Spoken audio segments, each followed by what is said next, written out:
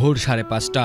প্রতিদিনের মতো ফজরের নামাজ আদায় করতে মসজিদে গিয়েছিলেন যখন দ্বিতীয় রাকাতের রুকুতে যান শওকত আলীর ছেলে জসিম মিয়া পেছন থেকে আক্রমণ করে একটি বল পয়েন্ট দিয়ে তার শরীরে আঘাত করতে থাকে জসিম। কলমের সেই আঘাতে মসজিদের ভেতরেই লুটিয়ে পড়েন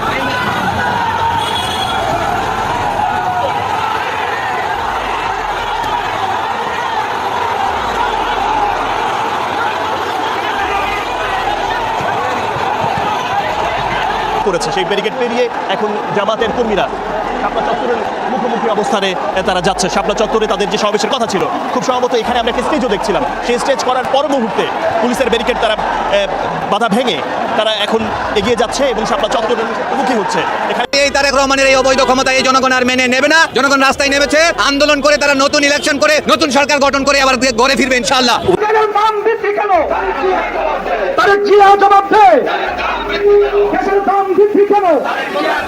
আমি ডাক্তার শফিকুল রহমানকে বলতে চাই, যা কিছু বলবেন মাথায় রেখে বলবেন, 1971 সালের কথা চিন্তা করে কথা বলবেন।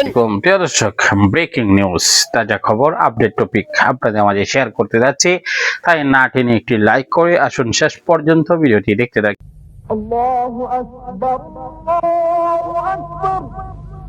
ঘড়িতে তখন ভোর 5:30। প্রতিদিনের মতো ফজরের নামাজ আদায় করতে মসজিদে গিয়েছিলেন হাফিজুল্লাহ। মসজিদের ইমাম সাহেব ছুটিতে থাকায় তিনি নিজেই আজান দিয়েছিলেন। এক রাকাত নামাজ শেষ করে যখন দ্বিতীয় রাকাতের রুকুতে যান হাফিজুল্লাহ, ঠিক তখনই ঘটে এই নৃশংস ঘটনা। একই এলাকার শওকত আলীর ছেলে জসিম মিয়া পেছন থেকে হাফিজুল্লাহকে আক্রমণ করে একটি বল পয়েন্ট দিয়ে তার শরীরে আঘাত করতে থাকে জসিম। কলমের সেই আঘাতে মসজিদের ভেতরেই লুটিয়ে পড়েন এই বৃদ্ধ মুসল্লি। স্থানীয়রা জানান, নিহত হাফিজুল্লাহ এলাকায় একটি ছোট টং দোকান চালাতেন। অভিযুক্ত জসিম মিয়া প্রায়ই সেই দোকানে গিয়ে বাকিতে জিনিসপত্র নেয়ার চেষ্টা করত। এ নিয়ে গত শনিবার তাদের মধ্যে কথা কাটাকাটি হয়। ধারণা করা হচ্ছে সেই সামান্য বাকিতে সদাই না দেওয়ার ক্ষোভে জসিম এই চরম প্রতিশোধ নেয়ার পরিকল্পনা করে। একজন বৃদ্ধ মানুষকে খুনের জন্য সে বেছে নেয় পবিত্র মসজিদ এবং নামাজের সময়কে। শওকত আলীর বুলাইয়া আমার বাইরে আসতাম মসজিদ গড়াইয়া মাইরা লাইছে, এ সাতপুই জায়গা ওই আমার বাইরে মাইরা লাইছে মসজিদ, আমার বাইরে নমাজ পড়াইতে হয়, আমার বাইরে মসজিদ নমাজ পড়াই লাইছে রে, ও ভাই আমার বাইরে নমাজ পড়াইতে লাইছে রে, ওই শওকত আলীর বুলাইতে আমার বাইরে মারি লাইছে রে। আমার ভাই, আপন ভাই, বড় ভাই, উনি মসজিদ নামাজ পড়াইন। এখন নামাজ পড়াইতে যাইয়া ফজরের সময় 5টার দিকে বেটায় 2 রাকাত নামাজ পড়াইছে, 1 রাকাত নামাজ পড়ছে। 1 রাকাতের মাঝে গিয়া ওই সন্ত্রাসী যাইয়া তারা হামলা করিয়া নিহত করছে। ঘটনার সময় হাফিজুল্লাহর সাথে থাকা অন্য মুসল্লিদের চিৎকারে স্থানীয়রা ছুটে আসেন। তারা ঘাতক জসিম মিয়াকে আটকে রেখে পুলিশে খবর দেন। খবর পেয়ে শ্রীমঙ্গল থানা পুলিশ দ্রুত ঘটনাস্থলে পৌঁছে ঘাতককে আটক করে এবং নিহতের মরদেহ ময়নাতদন্তের জন্য মর্গে পাঠায়। শ্রীমঙ্গল থানার ভারপ্রাপ্ত কর্মকর্তা জহিরুল ইসলাম মুন্না জানিয়েছেন, তারা ইতোমধ্যে অভিযুক্তকে আটক করেছেন এবং মামলার প্রক্রিয়া চলছে। এই পশ্চিম লয়ারকুল কুমিল্লাপাড়া গ্রামেরই একজন বাসিন্দা হাফিজুল্লাহ, ওনার বয়স 80 বছর। লয়ারকুল জামে মসজিদে উনি একজন নিয়মিত মুসল্লি। আজ এই ফজরের নামাজের সময় উনি আজান দিয়েছেন, কারণ বর্তমান যে স্ট্যান্ডিং যে ইমাম সাহেব আছেন উনি ছুটিতে থাকাতে ওনাকেই আজান দিয়েছেন। আজান দেওয়ার পরে ফজরের জামাত 5টায় শুরু হয়েছে। উনি আরেকজন সহ বাহার মিয়া সহ এই দুজনেই ফজরের নামাজ পড়তেছিলেন। তখন 1 রাকাত পরে যখন রুকুতে গিয়েছেন তখন পিছন থেকে জসিম নামে একজন এসে হুট করে তারা কলম দিয়ে আঘাত করছে। আঘাত করে শরীরে বিভিন্ন স্থানে আঘাত করছে, পরে সে পালিয়ে যায়। আমরা ইতিমধ্যে যে জসিম মিয়াকেও আমরা আটক করতে সক্ষম হয়েছি। সেই সাথে এই হাফিজুল্লাহর মৃতদেহ আমরা সুরাতহাল করে এই মর্গে প্রেরণ করেছি, পরবর্তী আইনগত ব্যবস্থা বাকি শেষ করেছে।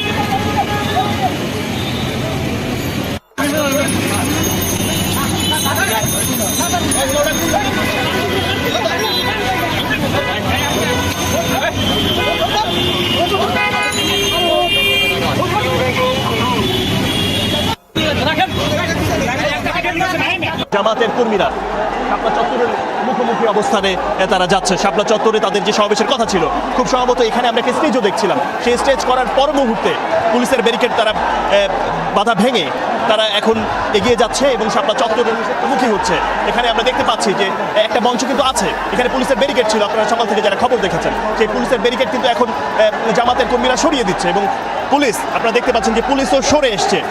আমরা যে ওভারব্রিজের উপরে আছি সেখানটাতে আমরা দেখতে পাচ্ছি যে পুলিশের কর্মীরাও সরে আসছে। যদিও আমরা দেখতে পাচ্ছি যে জামাতের কর্মীর সঙ্গে পুলিশের এখন পর্যন্ত কোনো ক্ল্যাশ হয়নি, তবে তারা ব্যারিকেড সরিয়ে দিয়েছে। আমরা দেখেছি যে জামাতের কর্মীরা, শিবিরের কর্মীরা এখানে বিভিন্ন স্লোগান তুলেছে এবং ঠিক এই পাশটাতে একেবারে পুরোপুরি ফাঁকা ছিল।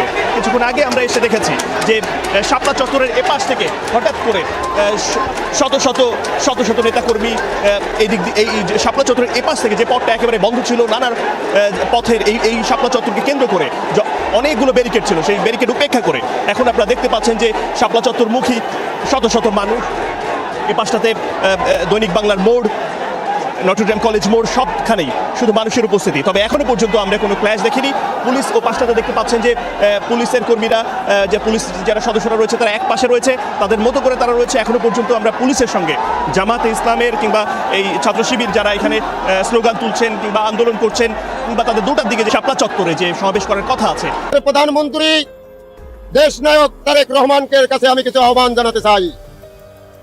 সেই আহ্বানটা হয়েছে 1971 সালে যারা আমাদের 2 লক্ষ মা বোনের ইজ্জত নষ্ট করছে, এই বাংলাদেশ কোনো অগ্রসর শক্তির বাংলাদেশ নয়, এটা কোনো রাজাকারের বাংলাদেশ নয়, এটা বীর মুক্তিযোদ্ধার বাংলাদেশ। আমি ডাক্তার শফিকুর রহমানকে বলতে চাই, যা কিছু বলবেন মাথায় রেখে বলবেন, 1971 সালের কথা চিন্তা করে কথা বলবেন। পাক বাহিনী, খানাদার বাহিনীকে আমরা এদেশ থেকে তাড়িয়েছি, পরাজিত করেছি, আমরা সেই বীর মুক্তিযোদ্ধা দল। এটা কোনো স্বৈরাচারের দল নয়, এটা কোনো রাজাকারের দল নয়। আমি জামাতের আমির শফিকুর রহমানকে আমি আরো বলেছিলাম, সচেতন হয়ে কথা বলুন। বাংলাদেশের 18 কোটি জনগণ যদি খেপে যায়, আপনারা বলেন হাজিরা গেছে জামাতে, তারেক যাবে সভাতে, এরকমের ভুলভ্রান্তি কথা বলবেন না। এটা কোনো মানসিক কথা না, এটা হচ্ছে অমানসিক কথা। আমরা কোনো এনসিপি দেখি নাই, আমরা কোনো জামাত দেখি নাই। 5ই আগস্টের পরে একজন সুৎখর ডক্টর ইউনূসের মাধ্যমে এই জামাত ইসলাম, এই এনসিপি দেশে প্রতিষ্ঠিত হয়েছে। 1971 সালের স্বাধীনতার শক্তি, পরম শক্তি দুটি দল, সেটা হলো আওয়ামী লীগ আর বিএনপি। সেই দুটি দল বাদ দিলে বাংলাদেশের কোনো স্বাধীনতার ইতিহাসই থাকবে না। গণভোট নিয়ে আপনারা অনেক কথা বলেন, আমরা গণভোট চিনি না। আমরা তারেক রহমানকে বলতে চাই, আপনি এমনই একজন সন্তান, যে শহীদ রাষ্ট্রপতি জিয়াউর রহমান এই দেশে না হলে বাংলাদেশ স্বাধীন হতো না। পার্বত্য চট্টগ্রামে আমি দেখেছিলাম শহীদ রাষ্ট্রপতি জিয়াউর রহমান ঘোষণা দিয়েছিলেন বাংলাদেশ স্বাধীন হয়ে গেছে। এই হলো শহীদ রাষ্ট্রপতি জিয়াউর রহমানের সন্তান জনাব তারেক রহমান। আপনি লন্ডনে বসে যে হুঙ্কার দিয়ে কথা বলেছিলেন, এই দেশের মানুষকে জেগে তুলেছিলেন, সেইভাবে কোনো স্বৈরাচার, কোনো রাজাকারদের ভয়ে আপনি পিছপা হবে না। এই দেশের 18 কোটি জনগণ আপনার সাথে আছে। জামাত যদি গণভোট নিয়ে, এনসিপি যদি গণভোট নিয়ে রাস্তায় নামে, আমরা শেখ হাসিনার জন্য যেভাবে রাস্তায় ঢল নেমেছিল সাধারণ মানুষের, ওইভাবে প্রতিটি মানুষ জামাত এনসিপিকে প্রতিহত করবে ইনশাল্লাহ। আরে জামাত ওই পুঁটি মাছের মতো ভাল মেরেন না। কই একটা পুষ্কুনির ভিতরে যদি 500 কই মাছ থাকে, ও কিন্তু ভাল মারে না। আর যদি একটা কোনো রকমের একটা ভেদা মাছ থাকে, বাকি একটা খলসা মাছ থাকে, ওই একটা খলসা মাছ কিন্তু সারা পুষ্কুনিটাকে উজাই লয়। মনে হয় কি পুষ্কুনিতে অনেক কই মাছ আছে, এটা ভুল ধারণা। কই মাছ কখনো ভাল মারে না, কই মাছ চুপ করে থাকে। আর আপনারা ওই খলসা মাছের মতো ভাল মেরে বড় বড় কথা বলেন, স্বাধীন দেশে বসবাস করার ইতিহাস দিয়েছে শহীদ রাষ্ট্রপতি জিয়াউর রহমান। আপনাদের নিমন্ত্রণ দিয়েছে শহীদ রাষ্ট্রপতি জিয়াউর রহমান, দেশ নেত্রী বেগম খালেদা জিয়া, আকস্মিক নেত্রী, জনগণের নেত্রী, কোন সাধারণ মানুষের নেত্রী। এই দেশের কোন স্বৈরাচারের নেত্রী নয়, কোন রাজাকারের নেত্রী নয়। উনি হলো গণতন্ত্রের নেত্রী, আকস্মিক নেত্রী, যে কারো কাছে কোনো আপোষ করে নাই, তারই সন্তান। দর্শক, সম্পূর্ণ ভিডিওটি দেখলেন, অবশ্যই বুঝতে পেরেছেন বর্তমান রাজনীতিতে উত্থাপ এবং একের পর এক জুলাই বিপ্লব নিয়ে টানা হেঁচড়া এবং জুলাই যোদ্ধাদেরকে নিয়ে নানান সংখ্যা। কে নেবে এই জুলাই যোদ্ধাদের বার? কেউ বা কাউকে 71 বলে গালি দিচ্ছে, আবার কেউ বা 71-এর ক্রেডিট নিচ্ছে, আবার কেউ বা জুলাইয়ের ক্রেডিট নিচ্ছে, আবার কেউ জুলাইকেও গালি দিচ্ছে। প্রিয় দর্শক, ভিডিওটি সর্বত্র শেয়ার করে দিবেন। অবশ্যই আপনার মতামত কমেন্ট বক্সে জানান।